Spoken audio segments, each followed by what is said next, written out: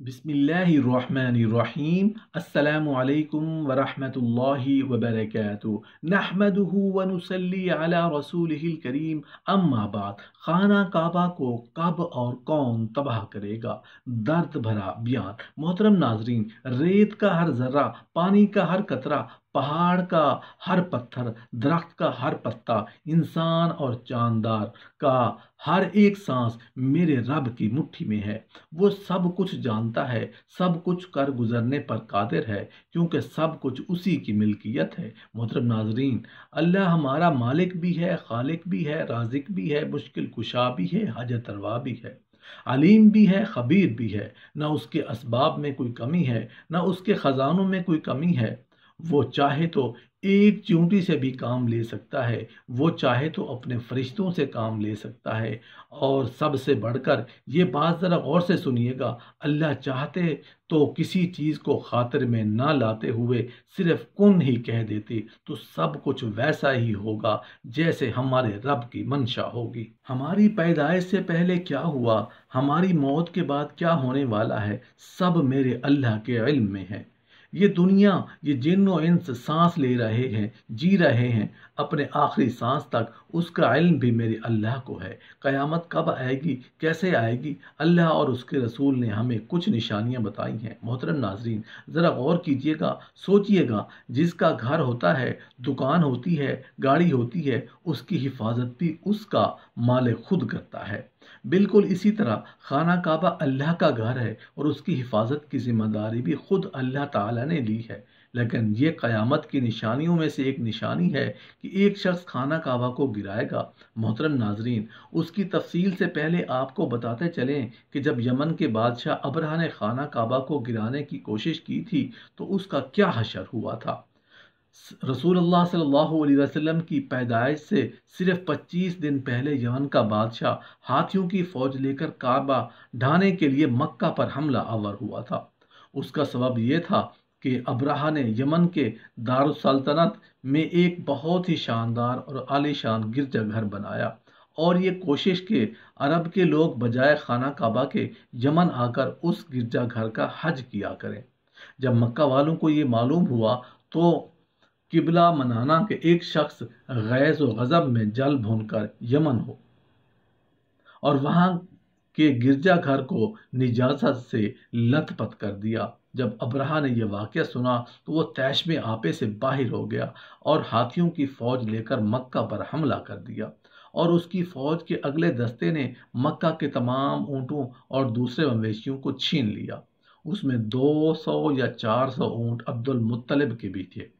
हज़रत अब्दुल मुत्तलिब को इस वाक़े से बड़ा रंज पहुंचा, चुनाचे आप उस मामले में गुफ्तगू करने के लिए उसके लश्कर तशरीफ़ ले गए। जब अबरहा को मालूम हुआ कि कुरैश का सरदार उससे मुलाकात करने के लिए आया है तो उसने आपको अपने खेमे में बुला लिया और जब हज़रत अब्दुल मुत्तलिब को देखा कि एक बुलंद कामत, रोब और नहायत ही हसीन और जमील आदमी है जिनकी पेशानी पर नूर नबूवत का जाहो जलाल चमक रहा है, तो सूरत देखते ही अबरहा मारूफ हो गया और बेअख्तियार तख्त शाही से उतरकर आपकी ताज़ीम व तकरीम के लिए खड़ा हो गया और दरियाफ्त किया कि कहिए सरदार कुरैश, यहाँ आपकी तशरीफ़ आवरी का क्या मकसद है। हज़रत अब्दुल मुत्तलिब ने जवाब दिया कि हमारे ऊँट और बकरियाँ वगैरह जो आपके लश्कर के सिपाही हाँक लाए हैं, आप उन सब को हमारे सुपुर्द कर दीजिए।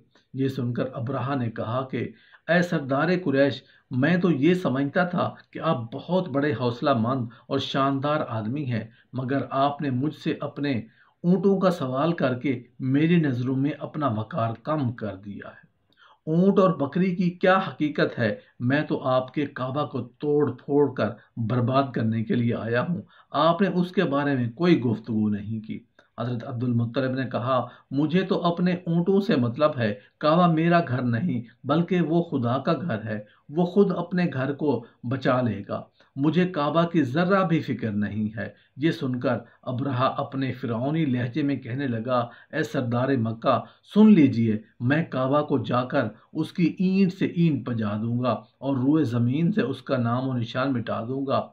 کیونکہ مکہ والوں نے میرے گرجا گھر کی بڑی بے حرمتی کی ہے، اس لیے میں اس کا انتقام لینے کے لیے کعبہ کو مسمار کر دینا ضروری سمجھتا ہوں۔ حضرت عبد المطلب نے فرمایا، آپ جانیں اور خدا جانے، میں آپ سے سفارش کرنے والا نہیں ہوں۔ اس گفتگو کے بعد ابرہہ نے تمام جانوروں کو واپس کر دینے کا حکم دے دیا اور عبد المطلب تمام اونٹوں اور بکریوں کو ساتھ لے کر اپنے گھر چلے آئے اور مکہ والوں سے فرمایا کہ تم لوگ اپنے اپنے مال مویشیوں کو لے کر مکہ سے باہر نکل جاؤ اور پہاڑوں کی چوٹیوں پر چڑھ کر اور دروں میں چھپ کر پناہ لو۔ مکہ والوں کو یہ کہو کہ پھر خود اپنے خاندان کے چند آدمی کو ساتھ لے کر خانہ کعبہ میں اور دروازے کا حلقہ پکڑ کر انتہائی بے قراری اور گراں کے ساتھ درباری میں اس طرح دعا مانگنے لگے کہ اے اللہ، بے شک آپ ہر شخص اپنے گھر کی حفاظت کرتا ہے، لہذا تو بھی اپنے گھر کی حفاظت فرما اور صلیب کے پجاریوں یعنی عیسائیوں کے مقابلے میں اپنی اطاعت شعاروں کی مدد فرما۔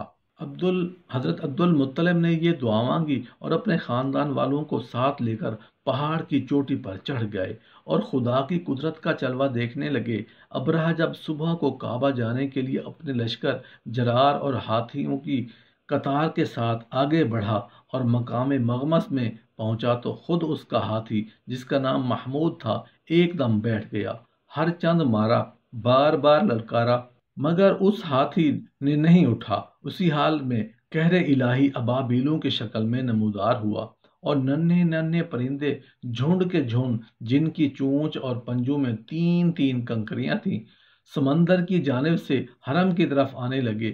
ابابیلوں کے ان لشکروں نے ابرہہ کی فوجوں پر اس زور شور سے سنگ باری شروع کر دی کہ ان کی آن میں ابرہہ کے لشکر اور اس کے ساتھیوں کو پرخچے اڑ گئے۔ ابابیلوں کے سنگ باری خداوندی کے قہر و غضب کی ایسی مار تھی، جب کہ ہوئی کنکری کسی شاہ سوار کے سر پر پڑتی تو وہ آدمی کے بدن کو چھیدتی ہوئی ہاتھی سے کے بدن سے پار ہو جاتی۔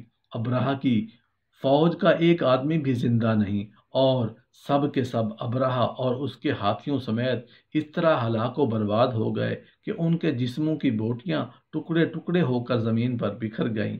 چنانچہ قرآن مجید میں اس واقعے کا ذکر کرتے ہوئے ارشاد فرمایا، یعنی اے میرے محبوب، کیا آپ نے نہیں دیکھا کہ آپ کے رب نے ان ہاتھی والوں کا کیا حال کیا؟ ان کے داؤ کو تباہی میں نہ ڈالا، ان پر پرندوں کی ٹکڑیاں بھیجی تاکہ انہیں کنکر کے پتھر سے ماریں تو انہیں چبائے ہوئے بھس جیسا بنا ڈالا۔ جب ابرہہ اور اس کے لشکروں کا یہ انجام ہوا تو عبد المطلب پہاڑ سے نیچے اترے اور خدا کا شکر ادا کیا۔